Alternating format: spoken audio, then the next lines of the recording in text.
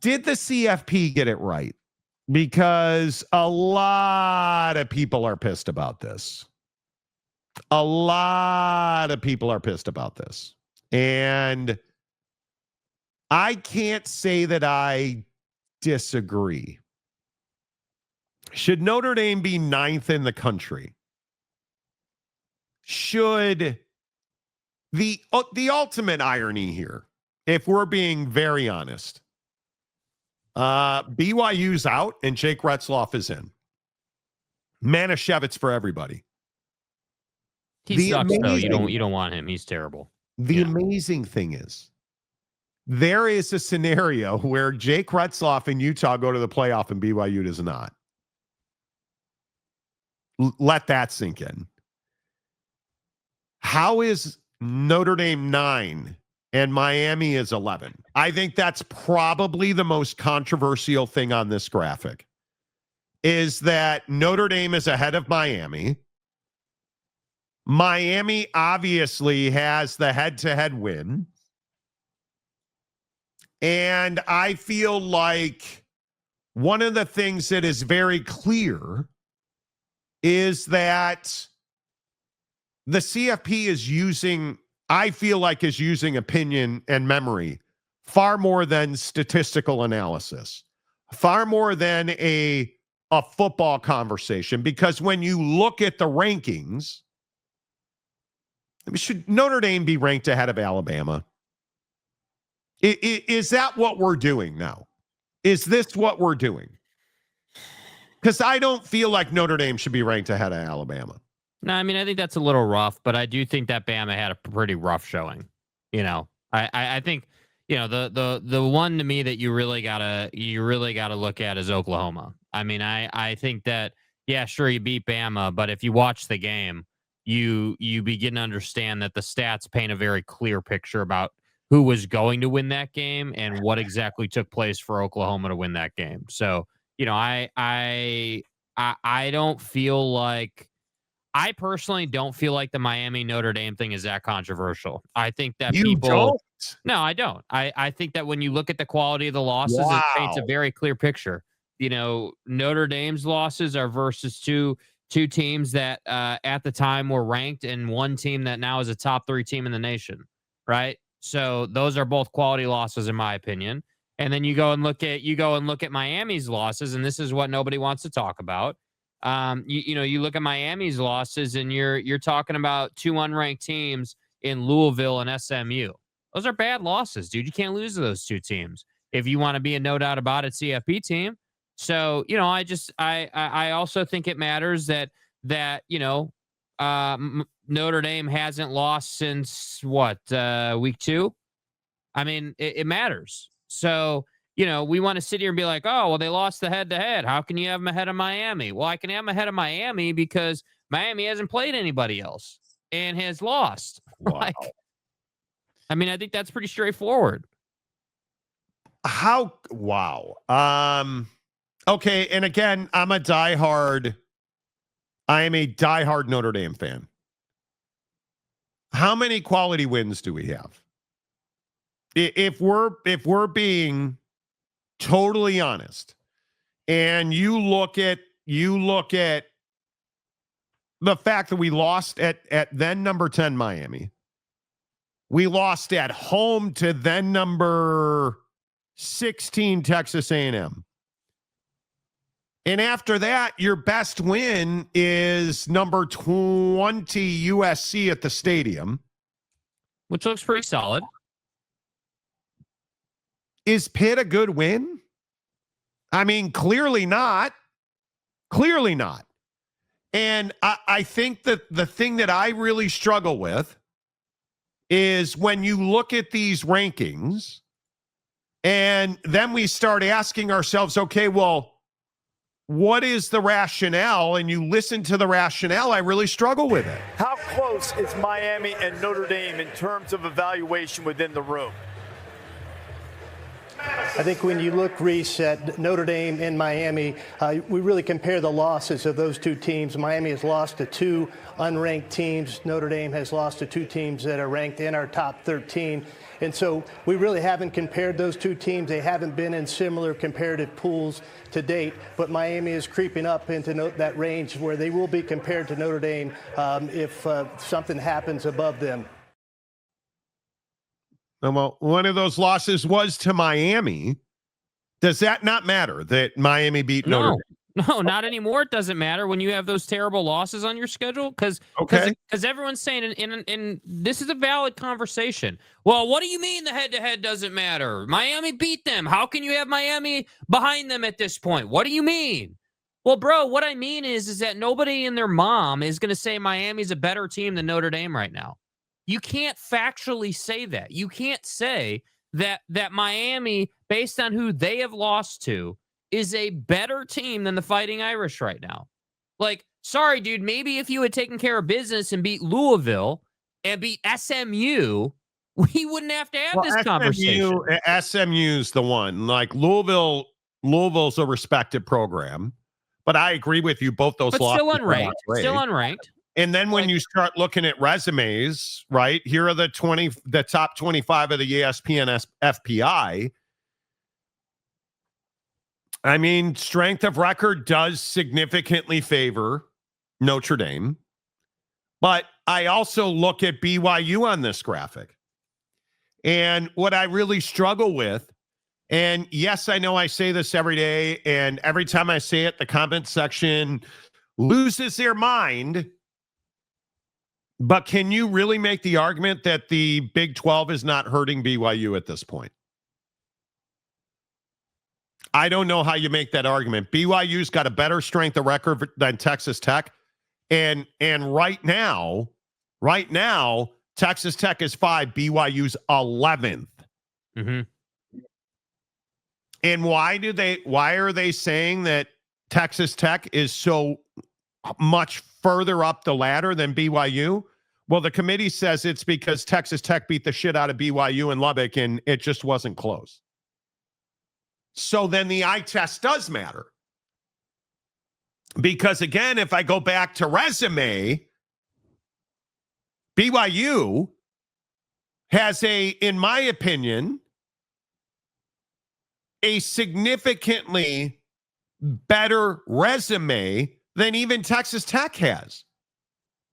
And yet nobody, not the AP, not the coaches, not your mom, nobody thinks that BYU's better than Texas Tech. And I'm not arguing that point. No, I am not arguing that point.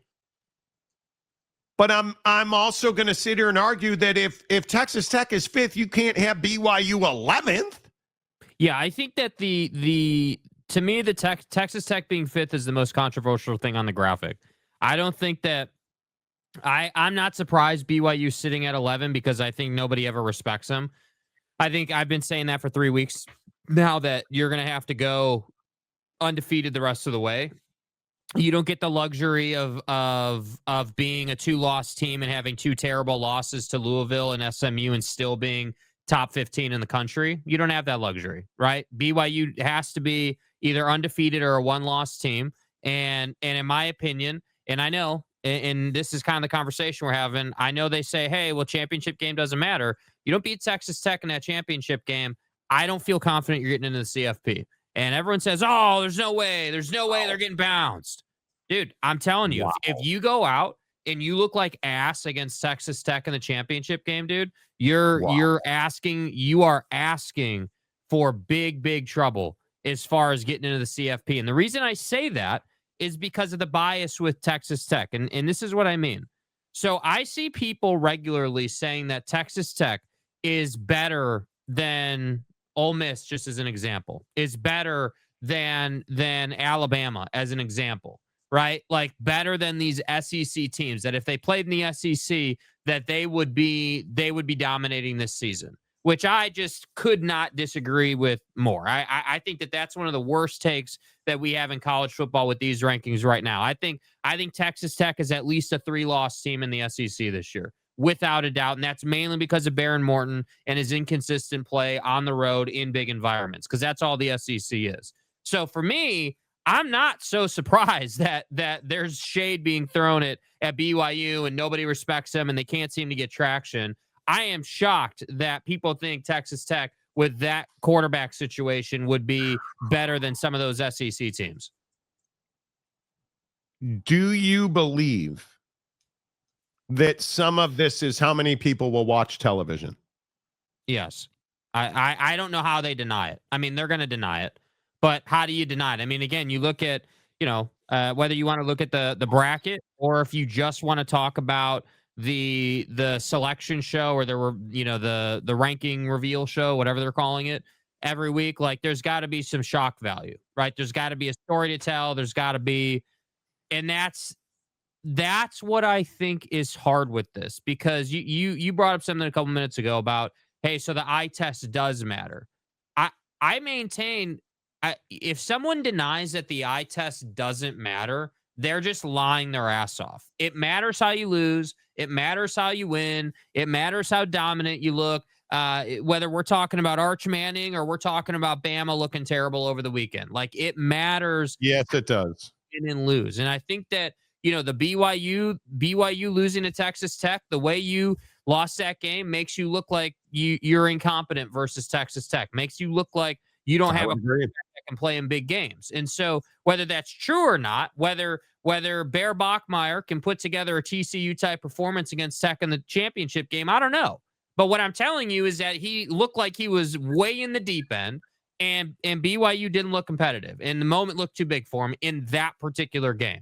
So there's no way to say it doesn't matter. I don't disagree with that, but we need to be real here.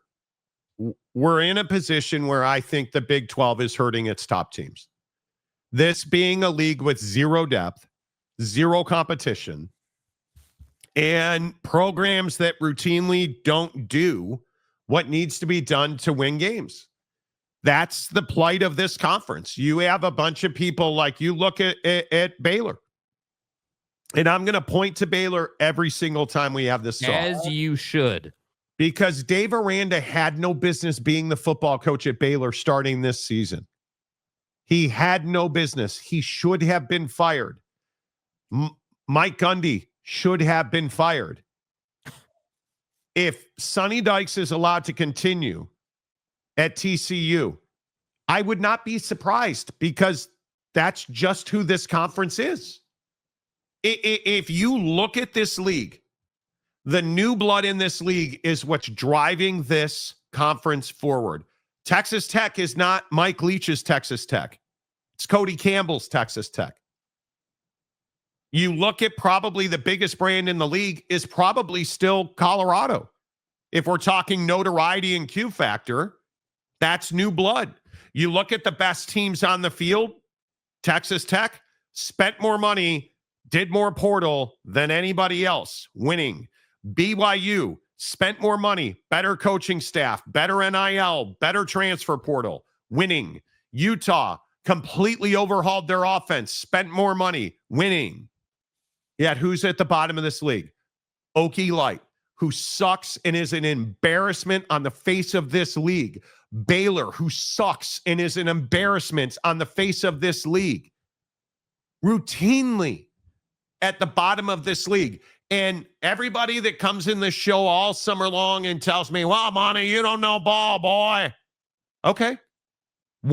Have I not been correct about the plight of K-State?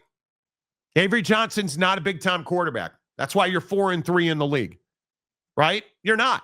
What did I warn you about when Matt Campbell said, well, these kids are coming back and they're taking a pay cut to do it, Monty? We got culture. Yeah, you're 3-4 in the league. Sonny Dykes, 3-4. Dave Aranda, 3-4. Kansas. I can only say it so many times. If you are not going to address your significant issues, like Baylor just doesn't tackle. Yet Dave Aranda is supposed to be a defensive genius. Right? Like you look at West Virginia, fired Neil Brown. going in the right direction. Got to get better on defense. Like UCF hired Scott Frost, they're going to suck into perpetuity until he's gone. Yeah. He's never been able to win. Right? But I don't think anyone was counting on UCF to carry the Big 12 forward. I certainly was it'd be not. nice if you could be bowl eligible. It'd be if you're like Deion Sanders is not going to a bowl this year. He's making them money.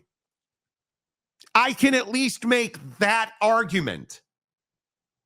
But if I look at Oklahoma State, what is Oklahoma State doing for the Big 12 right now? Investing in hockey.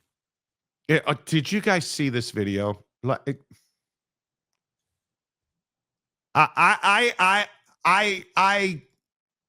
bruh. I can't even describe to you whatever this is. Oklahoma State fans, I'm hearing we're a hockey school now.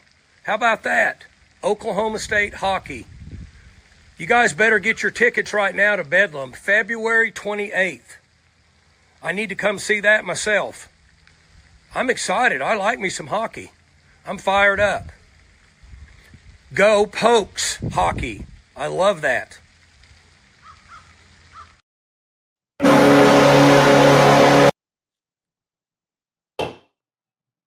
We're a hockey school now. What? Hossenji's your goaltender? Program. We're a hockey school now? What? Bro, what are you talking about, man? What was that? Help me. That's what this league has become. Do you want to know why BYU is 11th? Because they're in the Big 12. Do you want to know why Utah is not going to get in? Because they're in the Big 12. Because you start looking at resumes. And again, everybody always says that I'm an SEC homer. Okay.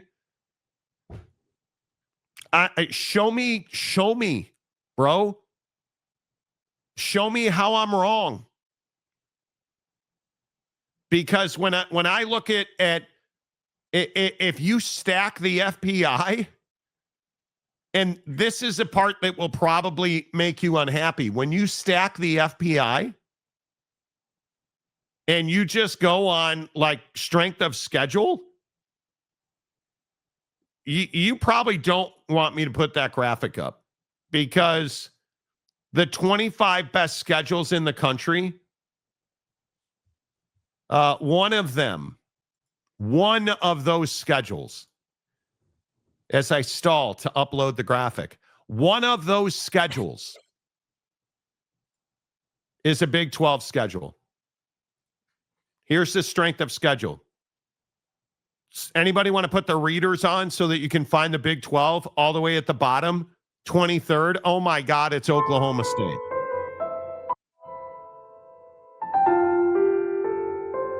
Look at all the SEC. Look at the Big 10. Look at Florida, South Carolina, Alabama, Auburn, Texas, LSU, Boy. Arkansas, Sooner, Boomer, Sooner, boy, Georgia, Mississippi State, Kentucky, Texas A&M. The entire flipping league has the best strength of schedule. You've got one Big 12 team in the top 25 in strength of schedule. One. And now strength of record, BYU, Texas Tech, Utah, Arizona State, the same group. Where's the rest of the Big 12? Because I see Texas A&M and Georgia and Ole Miss and Alabama and Oklahoma and Vanderbilt and Texas and Tennessee, LSU, Missouri, Indiana, Ohio State, Oregon, the beloved, the cheaters, the Trojans. I mean, you got more condoms than you do frickin' the Big 12. Hell, Georgia Tech's even on there, bro. And so again, I ask you, is the Big 12 hurting BYU? And the answer is an unequivocal yes. I would argue that this issue goes deeper than just this year as well. And what I mean is, if you think about if you think about, let's just say the Big Ten or the ACC, because this doesn't apply to the SEC, obviously. But you look at the Big Ten, you look at the Big Ten and the ACC, and typically those are, most years probably 2 bid leagues, 3 bid leagues. The Big Ten, I would say, is a 3 bid league most years, in the CFP era. I would agree with that. So like you look at those 2 conferences and you're saying, okay, well, most years in the ACC, we're going to get a Florida State, we're going to get a Miami or a Clemson. Those are the 3 that really have paid the bills recently. Now last year, obviously one-off year with SMU, but the point is that SMU was able to get in, right? Whatever you think of that, they got in. They got in. So my big thing with the Big 12 is that when you look around this conference, it's not just that it's the new blood carrying the conference. It's that the conference was in danger before you brought these schools in, right? Because everyone was like, oh, well, OU and Texas, just get the hell out of here. We don't need you, whatever. There's a bunch of pride about it. Exactly. When they leave, then you needed another conference to melt down to go and get the schools that are now carrying your conference. So the problem isn't necessarily even that Baylor is trash or Okie Light is trash. The problem is that you're a 1 bid league every year, and you're lucky to get that based on the fact with the way the system is set up. That's the only reason you're getting that, because nobody would have had if Oklahoma State had beat Texas several years ago. Nobody would put them in unless they had to, right? Nobody would have done that. Well, that's what's so disappointing about UCF. Yeah. You see how many years, and I love my dudes in Orlando. I love the bounce house. I love that you're not doing what you said you were going to do. UCF for how long was talking about how we need a seat at the table. We're a big time program. Well, now you get a seat at the table and you hired Scott Frost. Like that is what I can't figure out. Yeah, Tulane's looking much more attractive right about now. But look, if you're UC, and I think UCF might be the best example of this. What's Houston done? They've gone all in, right? And now Houston is moving in the right direction. Look at Cincinnati. Say what you want about Sorsby and say what you want about the job that Scott Satterfield's done. They're moving in the right direction. Say what you want about BYU. BYU is a national championship contender right now. Where's UCF? Where is UCF? And really, I think, where's UCF? But more importantly, where are the Kansas schools? That's what I look at, man. If this conference is going to thrive, the state of Kansas got to put out. Jake, right? They're making up stories about pocket knives. Yeah, I mean, you guys are sitting here crying about, Lance Leitold and just sitting here being irrelevant. Like last year it was fine because you ruined some seasons, but then this year, what's the excuse? And so I don't know, man. I just get to a point where it's like I'm really not passionate about the ACC at all, just like as a host or as a fan. And the Big 12 just tires me with the mediocrity and really it does kind of feel like the just lack of the not caring about winning at the highest level. Because if you did, there's no sense of urgency. Yeah. Because the commissioner can continue to beat the drum and continue to do deals that bring in money into this league. You have a really good TV deal. You have a lot of reach. So you don't have to win games. That's what it feels like. That's what it feels like. Yet BYU, Texas Tech, Utah, and Colorado are all in. And it's when they lose games at those 4 universities, the world stops spinning. Does the world stop spinning in Orlando, or do you just go across the street? Does the world stop spinning in Manhattan, Kansas, and Lawrence, Kansas? Does the world stop spinning in Ames, Iowa? It doesn't feel like it in Waco. It doesn't feel like it in Fort Worth. It certainly is not the case in Stillwater. Like, that's the part of me that I don't understand.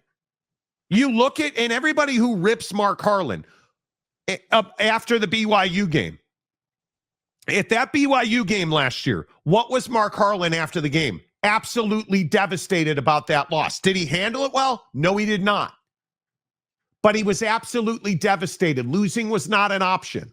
Yeah, I don't think you question the guy's, level of caring, And again, I think you look at Kalani and you look at everybody at BYU. And Bear Bachmeier is one of the best stories in the country right now. Look at the resources and the assets and the humanity that is being poured into BYU football. And currently, Baylor and TCU and Oak State and Iowa State and Chris Klein-Mia River and Lance Leitold and all these dudes are just a big old anvil around BYU's neck right now. Keeping a buck right now, we ass. That's how I feel about it. I just feel like this league is dragging BYU into the mud. And it's very difficult when you don't have a resume, and BYU, with all due respect, does not have a resume. You're not going to be able to overcome that. Where would you have them? Where would you have them? Where would I rank them? Yeah, where would you have them? Yep. I think if you look at this right here, I think I would have BYU. I think I would probably have BYU at 9, and I wouldn't have Notre Dame in. I would have BYU at I'd have BYU solidly in the top 10. I'd have them 9 or at a minimum 10. I would have them solidly in the top 10.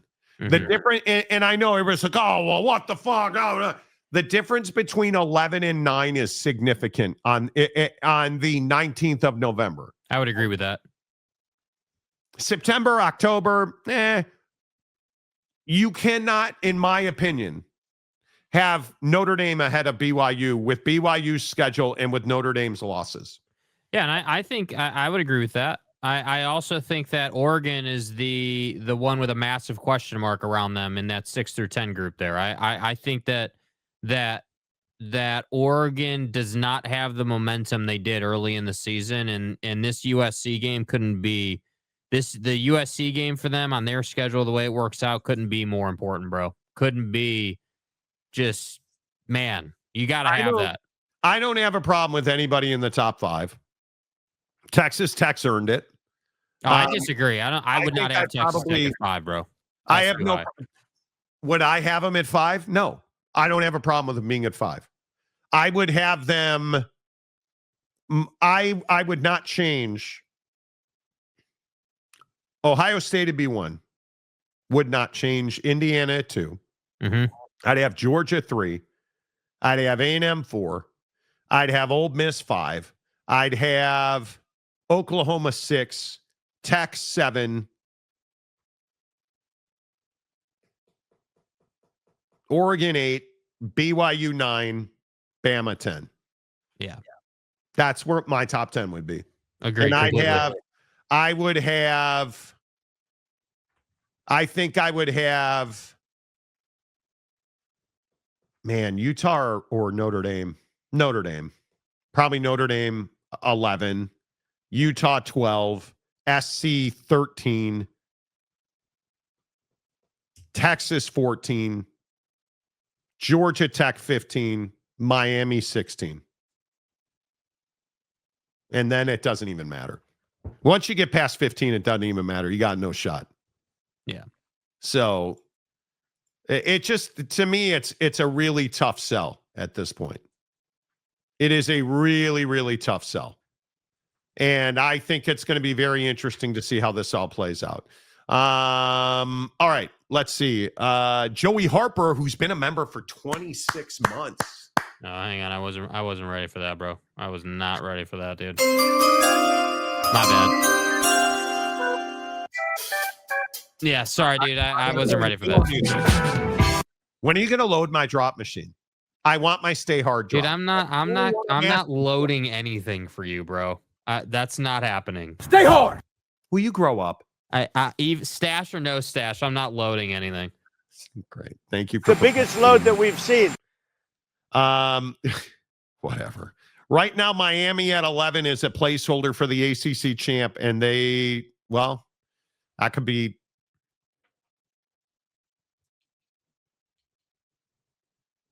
There is the ACC's champion is getting in. I would agree with that. What's the difference between Utah and Notre Dame? Both are 2-loss teams. Utah lost to 2 top 10 teams. The difference is the brand name. No question about it. No question about it. That's not fair, Monty. All the toothless Oak State fans will be mistaken as hockey players. That's true. Well, How awkward is Mike Gundy in that video? When I first saw it, I thought it was AI. I'm not going to lie. And it's not AI, which is wild to me, Chewy. So, Kenneth Maynor. BYU beating East Carolina is better for strength of schedule than Oak State or Baylor. Pirates are still alive for a spot in the American. I mean, you're not wrong. It just doesn't, it doesn't help when the rest of your league is ass. It just doesn't help.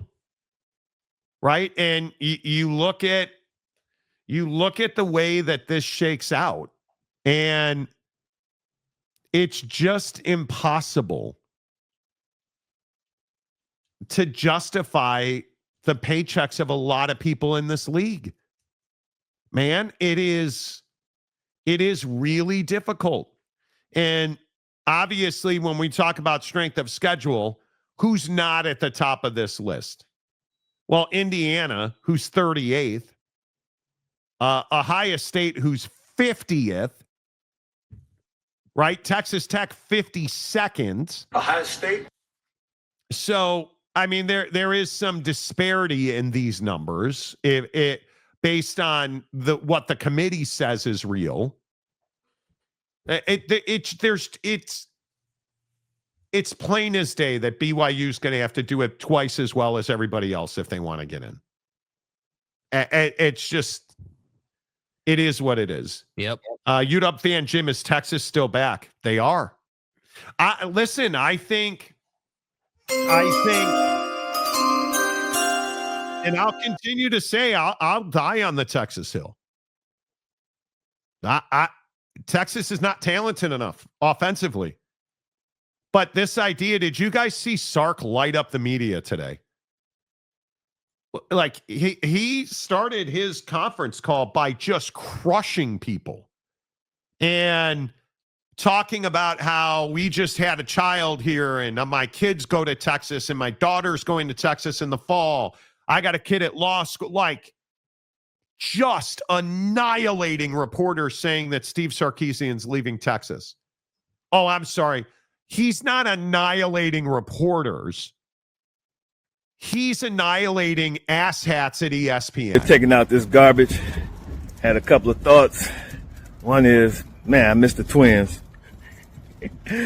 But as I'm walking past this tennis ball in my yard, I was also thinking, don't be surprised if that Texas job opens up at the end of the season.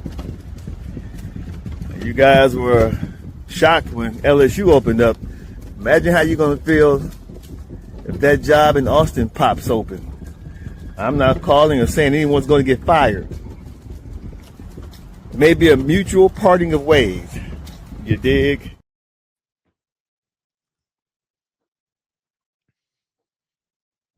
I don't dig. And Steve Sarkisian doesn't dig. No.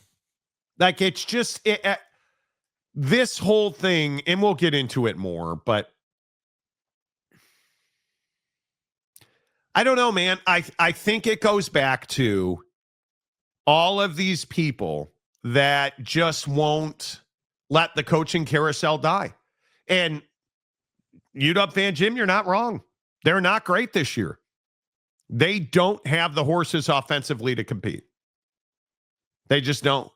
So, and by the way, always good to see you, my guy. I'm glad you're here. Oak State TCU trader turncoat James. Oh, God. BYU needs a home and home against Oregon or Washington. Whoever came up with that shit need to be fired. Now, I haven't even read the rest, but What if, let's get crazy. What if Oklahoma State built a football team? I know. I don't live in a what if scenario.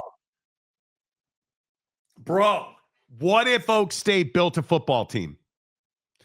Or Baylor, or TCU, or K-State, or Kansas, or Colorado rebounds.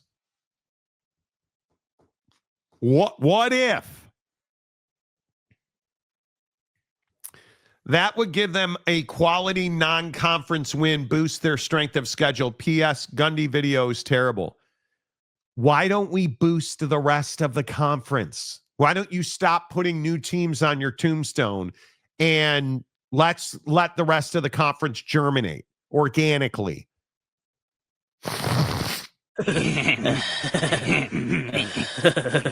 They don't need quality non-conference wins. They need this conference not to suck. That's what they need, if we're being honest. Yes. Jimmy, yes. The Monty Show just refunded Stadium Guy James's $5 for that question super chat. Nah. I agree. BYU is doing their part this year, and 11-1 getting left out is sad, dude. I don't even think it's 11-1 getting left out. This conference is simply not good enough. And nobody's doing anything about it. Nobody's doing anything about it. Would it really altogether surprise anybody if Kleiman and Leitold and 8-Ball and Spike Dykes got to keep their jobs? No. I wouldn't be that shocked. Honest to God, I wouldn't be that shocked. Wolf of Wall Street. I wouldn't be that shocked. Yeah, I mean, I think that's pretty status quo for the conference. No doubt. And I think that at some point there's got to be penalties. There's got to be a price to pay for not making the Big 12 championship game once every 5 years, in my opinion. But do you believe there will be? No. I don't either. I don't either. And you know what I love about BYU? They take so much shit for being Mormon, for being LDS, for Magic Underpants, for, F the Mormons. And all they've done is build a football program that most teams can't compete with. All they've done is survive independence. And not only did they survive independence, they got into the Big 12 and they have thrived in the Big 12. And it's still they're doing more than you thought they could do. And nobody will recognize that. And it just makes me crazy. It makes me crazy that Dave Aranda, Sonny Dykes, Matt Campbell, for that matter. Who's going to hold Matt Campbell accountable? Oh, I know. His next employer when he leaves Iowa State. Penn State. Right? And I don't even think it's Penn State. If we believe that Bobby Chesney is getting the Penn State job, because Bob Chesney allegedly, and I'm sure you guys have heard this, Bob Chesney is choosing between UCLA and Penn State. Both have made him structures of offers. It's crazy to me. And yet we'll still pick on BYU about Cougar tails and, well, they don't play games on Sunday, Monty. Let's make up N-bombs against volleyball players. And yet all BYU does is win games. Tune you out and they win games. They tune you out again and they still win games. They go to Autzen and it's after the Mormons and they win games. They lose Jake Retzloff, who I think could be a Heisman candidate. If Jake was doing what he's doing at Tulane at BYU, he'd be a Heisman candidate. And they find a true freshman named Bear Bachmeier who can win you all your games but one. It's crazy to me. And the rest of this conference. The relegated former, Big 8 members have done nothing this year. It's been Tech. It's been Utah. It's been BYU. It's been Arizona State. It's been Arizona, frankly. It's wild to me. Wild to me. Gabriel. Ooh, sorry. Gabriel's a UCF fan. All this talk is making me sad as a sports fan. UCF doesn't have a future, and I don't know if we ever will. Because it's garbage. That's tough, dude. That is tough. UCF. Basketball has a future, not football. I would agree with that because UCF, and back me up on this, Gabriel. UCF talked a load of smack to get in this league. Like, we had their athletic director on, and we're great, we're this, we're that, look at all the gold trimmings on the wall in my office that I got at Home Depot. And spray paint. All of it. Yeah. And nothing. And you're in a recruiting hotbed and nothing. I don't think it's dramatic to say that the Big 12 would have preferred USF or Tulane at this point. USF, look, I'm not pronouncing UCF dead. I believe that I want UCF to get their head out of their ass and do the job. But we can't hire their football coach. They won't let me have input on it. Trust me, I asked. I didn't. It just is what it is, right? Like, Mormon religion is a bit loony to most people. But freedom of religion, but at least they are not Scientology. You would think Tom Cruise would be a head coach for a college football team for Scientology. I got to be honest with you. The religion thing, if the Mormon faith is wacky, what are the Catholics? What are the Methodists? Right? I mean,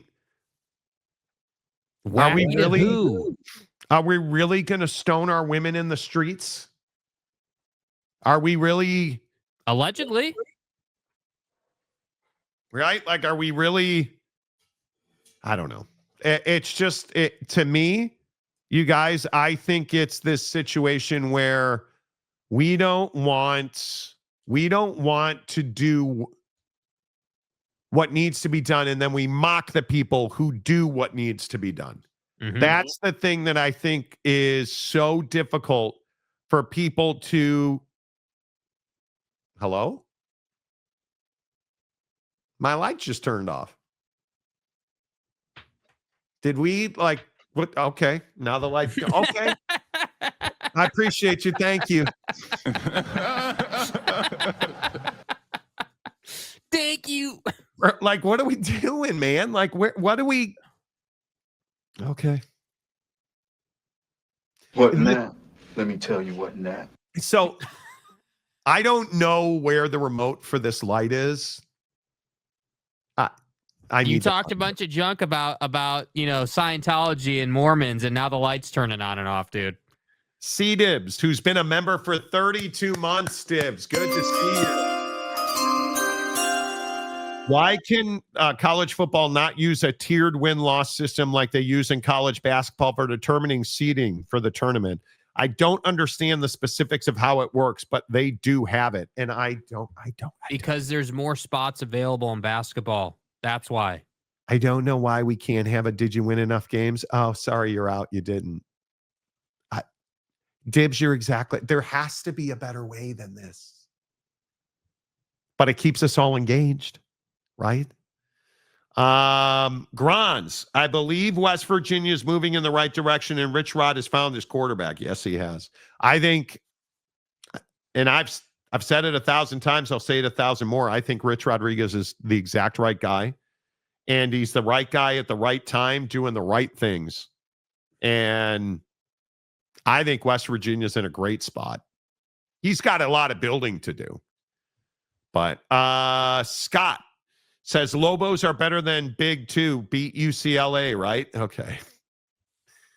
If Sam Levitt was doing in Stillwater what he's done in Tempe, he'd be a Heisman candidate. 3/4 of this is inaccurate. Preaching nothing but the gospel. The AD is a clown. He sold everyone a bill of goods. He really did. James, Matt, I am curious, what QB does West Virginia have? Do you not know ball? Bro, are you seriously talking junk on West Virginia after you sold your school out and now you're going to claim you have some great quarterback in Hoover? Is that what this comment is? Am I reading the room right here? Is that what I'm seeing out of you right now? I'm a little surprised by that. And I think you're just being a red ass. That's what I think. Cam Harrison. What's up, Cam?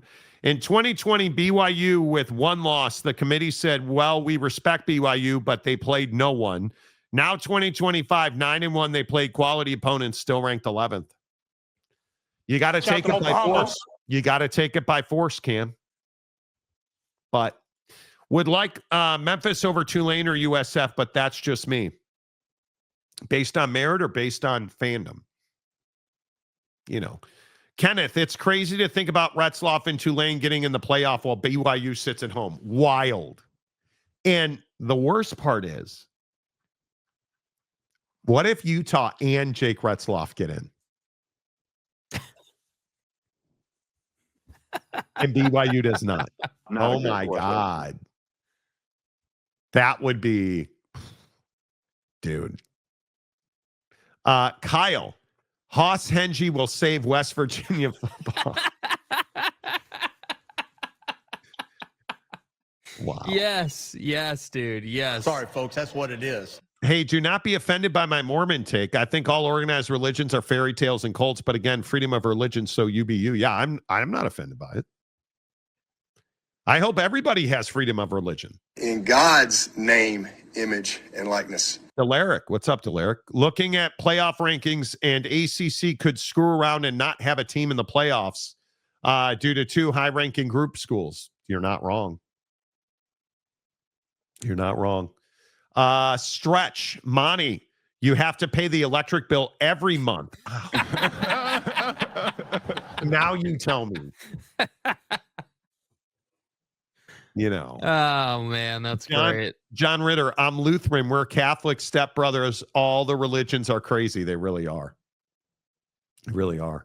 LMAO, Monty's new condo in Seattle has electrical issues. Get out, move. Again, dude, I'm never moving again. I hated moving. Well, Jake actually has electrical issues. Dude. Bro, I get out of bed this morning. So everyone in my sphere has a little cold right now. You know, Monty had a little cold. You know, the girlfriend's got a little cold. You know, so like I get up, you know, girlfriend's cold last night. Got to turn the heat on. You know, I get up and what do I find? What do I find last night? Now, because a rectal thermometer laying on the floor. I mean, pretty much, right? So I walk into the hallway up by my bedroom to get a blanket out of the closet. A blankie. And I'm like, hold on a second. Why is my office pitch black? Because I have a little light that I bought. This is kind of like a on all the time kind of light that just hangs out. And I'm like, hold on a second. Why is the light off, bro? What the hell just happened here? It's like 1:30 in the morning, by the way, and I'm doing all this math in my head while I get a blanket. And I'm like, all right, you know, not a big deal. Maybe I just zoned out last night before bed and I turned it off and I forgot. And it's, you know, what? Maybe it's on me, dude. Maybe it's on me and I just misremembered. Yeah. I would do something like that. I know myself. Okay, cool. I'll just write it off. Roll up into the office this morning. You know, it's like 5:20 and I get to the office and I'm like, yeah, none of this stuff works, dude. All my equipment's turned off. Both computers dead. Can't turn the other computer on. Light won't turn on. Big light in the room won't turn on. Go down to the garage. Are any of the breakers actually, you know, popped? Like, you know, so I could turn it back on? No. There's one that's half popped. And what does it all come down to? You want to talk about, you know, shoddy electrical? Oh. My fridge in this unit doesn't have like a front-facing ice maker. Which I hate. It does have an ice maker, but it's built into the fridge drawer and it tastes terrible. It's very plasticky. It doesn't taste good. So at one point when I had first moved to Eugene, I was getting bags of ice from the store, right? I'd get a bag a Oh. week. And so I Oh. got tired of that process. So lucky for us, one of my girlfriend's friends gifted us a countertop ice maker that makes pellet ice, which has been amazing, by the way. Highly would recommend. If you don't have one in your fridge, countertop ice maker, cash. Only problem is in my new place, the plug at the countertop for the ice maker shorted all the living room lights that I found out about this morning. And because the office is right above the living room, it also shorted my office. So now I can't use the ice maker, and I have questions about how the house is wired up. So that was my life this morning, bro. That was my life this morning. So you're renting. What did your landlord say? So my landlord's been pretty cool, right? Like I've had a couple of issues lately that they've done a really good job handling. I will give them credit for that. Like I have I have central air and heat, but it's a newer setup that's kind of going around. I've noticed this. So each room has its own like mini unit and like, so the one downstairs in the kitchen hadn't been working. It would turn on, it would function, but then it would turn off, and so it had some kind of like motherboard issue. They came out, they replaced the motherboard, works perfectly, everything's cool. Last week, I had an issue where the smoke detectors went off at 8 o'clock at night, 9:30 at night, and 1:30 at night. And I was like, dude, I can't have this, bro. Not only do I work all day. Hardwired smoke detectors. Not only do I work all day, I can't be up at night for like an hour trying to figure out my smoke detectors. Like they didn't do the beep. They like went full, hey, house is burning down, like full blast. So the landlord, one thing leads to another. They come out and they fix the AC unit. They fix the smoke detectors. I'm texting this dude at like 5:30 this morning. And bro is like, yeah, there's somewhere in the house. You have a space heater or something that's taking too much energy. So instantly I was like, it's the ice maker because I don't have a space heater, right? He was just like, you have something that's taking too much power. And I'm like, well, I'm looking in my office and I'm like, dude, like I don't have anything in here that takes that much power. I have a couple of computers, like, just some small odds and ends stuff that doesn't take that much power. So I go downstairs because my garage is obviously downstairs. I'm looking at the panel, and what do I notice? I notice that one of the breakers is partially popped. It's not fully. You know how the breaker goes all the way over when it's fully? It was only partially popped, and I missed that the first time when I looked at it. So I come back in the house, walk into the kitchen. None of the lights work in the kitchen, right? No, everything's dark in the kitchen. And I'm like, oh, okay, so this must be what it is. So what did I do? I was like, all right, maybe it's the ice maker. Unplug the ice maker. Everything turns back on, right? I put the breakers back on, go upstairs, my light's back on, everything's perfect. So took me 40 minutes to figure out that a countertop ice maker in this place takes too much power, bro, at 5:30 in the morning. So it's probably the panel is not wired right. Something's not wired right. Yeah, because what I told the guy was, I was like, listen, dude, I really appreciate you texting me this early in the morning and, being available because the guy is available pretty much anytime you need him. But I was like, bro, how is it that a kitchen like outlet circuit situation trips an upstairs what amounts to like office bedroom space? How does that? So frustrating. How does that work, dude? So it's just one of those things, man. It's just absolutely positively one of those things where I was like, bro, I don't have time for this, bro. Like I have a very strict routine in the morning that I follow that is down to like a 5-minute window, bro. Rhythm. Yeah. Rhythm. And that just completely threw it all off, dude. So what did they say they're going to do? Well, so what he said was, he was like, yeah, we're going to have an electrician come out at some point and look at that. And that's probably not going to be a 5-minute process. That's not something that we would want to just come in the middle of your day and just, start getting into things. So we need to plan that out. And I was like, yeah, we need to figure something out. I'm not going to use the ice maker because I don't want to keep dealing with that. But it just was like, dude, like my frustration with it is not the lack of communication with the landlord. The communication's been good. He's very helpful. He shows up. He's available. If It's he not a doesn't know, quality product. yeah, it's a new build. So this place is actually really affordable. It's a 3-bedroom unit that is on the smaller side. I think it's like maybe 2,000 feet, like 2,200 feet, whatever it is. Pretty run of the mill, but it's brand new. And this is still a problem. Like, I don't know how that's possible, dude. I don't know how, like, if it was an older place built in the 90s, I'd be like, yeah, that's okay. I get it. But in a new build in today's day and age, No. one, how do we have hardwired smoke detectors? Number one. Number two, why do I have this AC unit situation? I've never seen this before in my life, where until I moved to this place, where there's like, you have the unit that's on the side of the house, but then you have these on the wall, physically on the wall, like units that blow the hot and cold air. Central air and room coolers. Basically, yeah. It's like there's 3 upstairs for each bedroom, and then there's 1 in the main living space. So it's like it behaves like central air in a sense, but it's like you can't have. Weird. That is so weird. like as an example, one of the things I learned with this was like I can't be upstairs doing the show in my office and have the AC on, let's say, in this room, and then have the heat on downstairs. You can't do that with this setup. That's not you're not able to do that, which is fine. I mean, I wouldn't do that generally anyway, but I'm just like that. They made a big deal about that. So it's just been, I don't know, bro. I think do you pay your own electric bill? Yeah. Mm-hmm. Okay. Yeah. Then I don't know. That panel is not. Yeah. But the bottom line is, I think you're exactly right about the ice maker. It's way better than your refrigerator is going to be. Those pellet ice makers are a luxury. Dude. Really nice, dude. And I didn't know about that life until it was gifted to us, and I started using it. And I was like, bro, this is incredible. Like, if you just stay up on the water in it, it's absolutely amazing, dude. You have pellet ice. It's awesome. Like, it's great. You don't have to buy ice. It saves you money. Like, that's awesome, dude. Yeah, you know that those things, I want to say they're about $500. Yeah. You can get them for like $300 on Amazon. Oh, yeah. wow. Yeah, that's They're nice, legit. bro. That's legit. Those things are great. Pellet ice is And what I don't understand, highly underrated.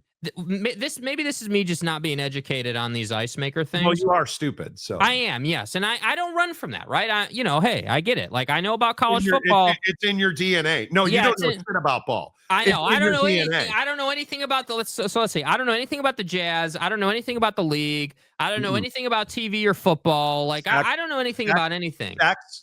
Sex. I don't know anything about sex. Like, any of it. But somehow, some way, I know everything about popping a breaker at 5 a.m. with my ice maker. And that was the other thing, too, before we move off this. This happened in the middle of the night with the ice maker, which is really weird. I understand it's cyclical, like, so it'll track how much ice is in it, and it'll make sure you stay stocked. It's because it's not the ice maker isn't the problem. Your electrical's the problem. I get, yeah, bro. I know. What happening in the middle of the night, I probably interrupted you when you were going to say, well, if it happened in the middle of the night, how could it be pulling too much electricity? Because everything else is off. Yeah, he's saying what the landlord said is that it's just drawing too much power to the one outlet. And what I wanted to say that I didn't was I was going to say, well, hey, it's rated as a countertop unit. It's sold as, hey, put this in your kitchen. It works with a standard outlet. You don't need to use this with, those higher powered outlets they put in garages that are rated for like freezers. Yes. It's rated for a regular outlet. So I don't know. I have no idea. I suppose I could run a science experiment tonight and put it in a different outlet. See, because I would really like to keep using it, but the outlet that it's plugged in on is well, not anymore, but was plugged in on, obviously is not going to suffice anymore. So I don't know, bro. But that was just annoying. Yeah, I think you got to have the landlord fix the freaking problem. I would make him have an electrician come out on the weekend and because you're scary. Mm-hmm. That can cause a fire, man. Yeah. That's what you get really scared about. Yeah. Well, the question is any fire hazards. That's exactly what I'm saying. Yeah. That's exactly what I'm saying. My guess is Jake is either exceeding the 20 amp limit on a given circuit, or there's a short in the device that's popping the circuit. Well, let's hope it's not more than that, right? Maury Alvarez. Get a big battery backup for the office. Well, could do that as well. But, oh, stop the cap, Jake. You know everything about it. Cough, cough. Exactly. Yeah, bro. Yeah. Yeah. Jake now understands Monty's pain as a homeowner, renter. Yeah. Yeah, I'm very much in again, it's not the non-sports hour of the show apparently, but I am very much on the train right now with where housing prices are at for buying, that it doesn't make sense to buy with all the other responsibilities that come with it. I mean, that's just not, why would I buy and have the mortgage costs when I can just say, hey, bro, come out and get this fixed? Where did you send me the one place it's cheaper to rent than buy? Wasn't it like Pennsylvania or something stupid like that? Pittsburgh, the city of Pittsburgh right now is the most affordable housing market in the country right now to buy. Not rent versus buy, but just straight up to buy. You have $150,000 places in Pittsburgh right now, apparently. Yeah. So, Yeah. Are you two paying for renter's insurance? Yes. Yes. Yep. Absolutely. And so many people ask me about that. I don't know why so many people ask me if I have renter's insurance. Dude, it's not worth not having it. In most places mandate it now. You have to have it. It's not Oh, really do they like really? Oh yeah, the last two places I've rented, it was part of the lease. You had to have renter's insurance. It's mandated. But Angelo, the problem with the ice cube tray, it tastes like ass. Yeah, it's terrible. It's not. And this, okay. First world problems. Ice out of an ice cube tray, you're a peasant. You're a peasant. I'm kidding. I just don't like the way it tastes. I don't believe in using plastic anything if I can avoid it. So, natural. Wonder if the other units the landlord has are having the same issue. Yeah, I don't know, bro. You guys don't have a lot of units. Do you like a fourplex or something, right? No, so it's I would say it's a smaller development generally speaking, but there's probably 30 of them in here, I would say. Oh, 20 wow. to 20 Okay. to 30 of them in here, yeah. Like it's basically, it's just to like give you a reasonable example. Like you basically just drive in and there's like 5 on your left and there's like 8 on your right, and then you kind of go around a bend and there's a handful more of them. So it's like it's a small development, but they've built plenty of them to where it's like the thing I will say though is that it is a I would say a smaller time operation. Like if you just because we lived in Salt Lake, like the development I lived in Salt Lake was a massive development that was like millions of dollars worth of investment to build all those, and like they had major resources into that. This is much more of a the person who owns all of these is not here in the day to day. He's simply an investor, and the guy running it, the guy who's here every day is the builder, and he has a team of guys building all of these, and they're basically done. They're finishing up like the last 3, but I think that's why there's some of these issues, because they built all these in probably a year's time. Like it hasn't been so it's long. new. Yeah. Oh yeah, it's brand new. I'm the first person to live in this unit. Yeah, it's new. Oh, Yeah. no. Mm-hmm. Yeah. So, yeah.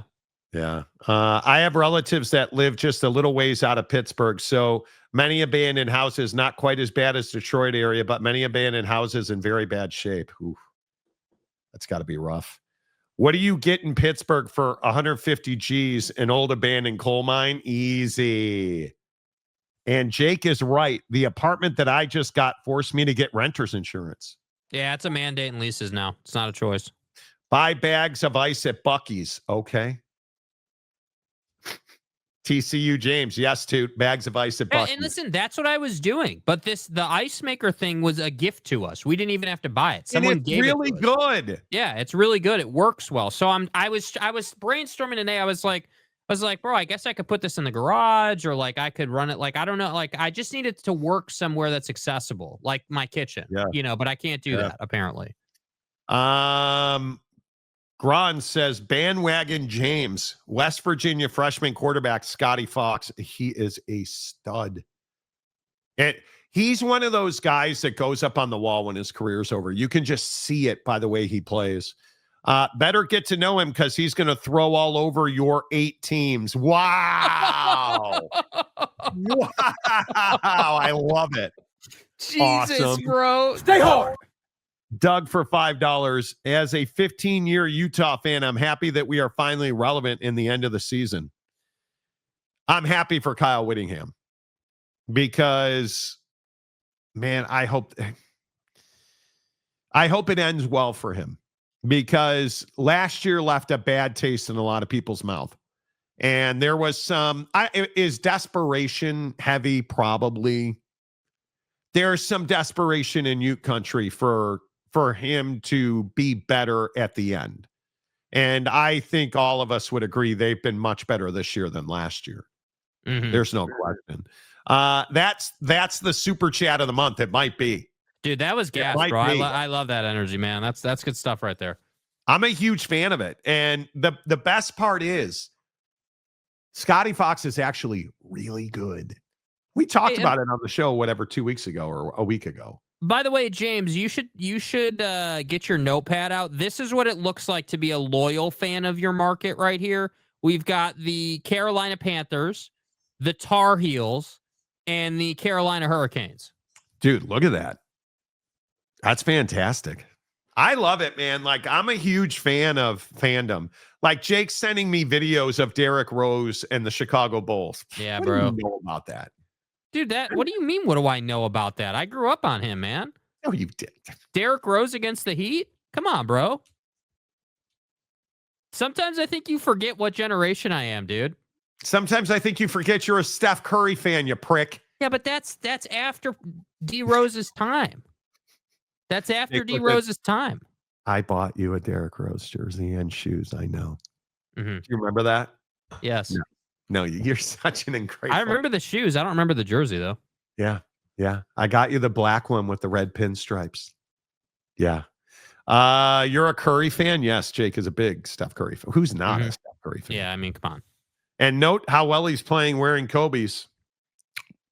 Just saying. Representing the brand. Mike, Mountain Mama, West Virginia, until I die, Backwoods Sexy Smith. Yeah. Scotty Fox is an exciting player that gets his team pumped up like Garrett Green, but Scotty can actually throw and not just run. He's got the tools, dude. Scotty Fox could be that guy that Rich Rod leverages to because he's the kind of quarterback you want to play for, right? He's the guy that you want to run that route for. He's the guy that you want to block for. And it feels like he's that guy that Rich Rod can recruit with and be like, hey, come be this, come do that, it feels like he's that guy. Scotty Fox plays. Henji? Nah, not so much. Wow. Yeah, he plays the bench, Monty. Do you guys watch the Jeff Teague podcast? That man is hilarious, has hilarious NBA stories. One time I've watched it. I should watch it more. The Amon Shumpert Kobe story podcast is legendary. Hook 'em. Your season's over. Well, Monty, we're still getting in. Yeah, where's Paxton? Big Daddy Magic. I am a Victor fan for life. Who's AJ? Bro, we had no idea. That you were a Victor fan. Did you? Thank you for refreshing us on that. Jake, Victor's the way. Who's AJ Devanza? Huh. Never heard of him. Is that Tony Danza? Is that what you meant? Who's the boss? Tony Danza? Okay.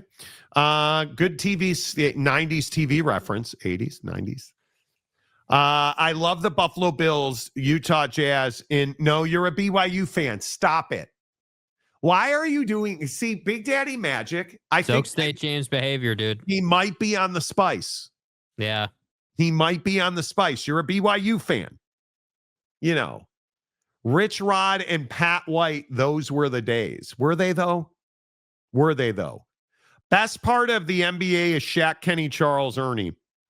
I can go down with the rabbit hole watching clips of them joking around. How about, not that we plan to talk about this today, but how about ESPN? Did I see this, that they took Stephen A. Smith off NBA Countdown? Did I see that? I think I saw that.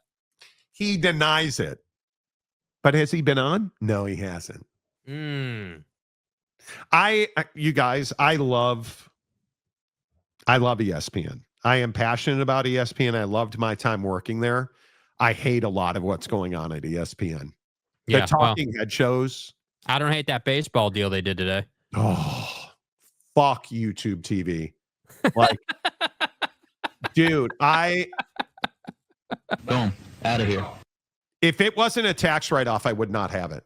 You're filling in for somebody. Jake sent me that today, and it's funny. One of my friends who works at ESPN always breaks my balls about about watching hockey. Like, I actually have people in my life who are hockey fans. Yeah. Not Mike Gundy, though. Correct. And so I was ranting last week about how frustrating it is that I don't know where to find a game.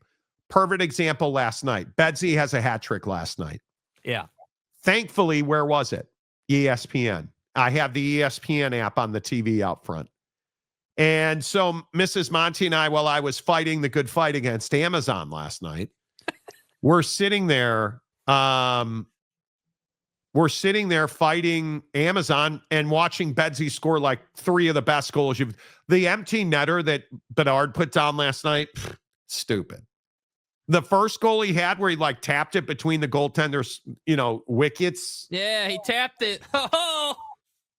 I cannot wait to dump YouTube TV. Fug YouTube TV. Yeah. What's the update with ESPN and YouTube TV? Do you think like next year for next football season, I won't buy the Sunday ticket. Yeah, that's what I was going to say. I don't think I'm going to. TV. I don't think I'm going to.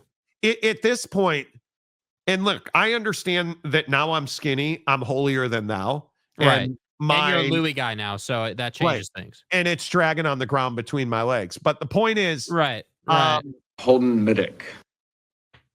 On principle, I hate YouTube TV. It is so frustrating to me that I can't find where my game is that I want to watch. I have no idea where to watch it. So where do I end up going to find out where my game is? I go to the ESPN app. I want to know where the Cubs are. I go to the ESPN app. I want to know where the Bears are. Say, quite frankly, fuck you. Right? I want to know where the Hawks are last night. ESPN Plus. I go to ESPN anyway. The only thing that I need YouTube TV for is ease of finding Caitlin Collins' Joker-looking face. That's the only thing that I need it for. I only said that because Jake strokes his forearms to Caitlin Collins. Are you still irrationally attracted to her? Yeah. I like Caitlin Collins. What? What? Jake? Yeah. She's a good reporter, bro. She does a good job. Yeah. Big Daddy Magic and AJ Devanza, or you and Caitlin Collins? Who's more irrationally attracted to somebody they're never going to have any contact with? You or BDM? BDM, but I'm not far behind.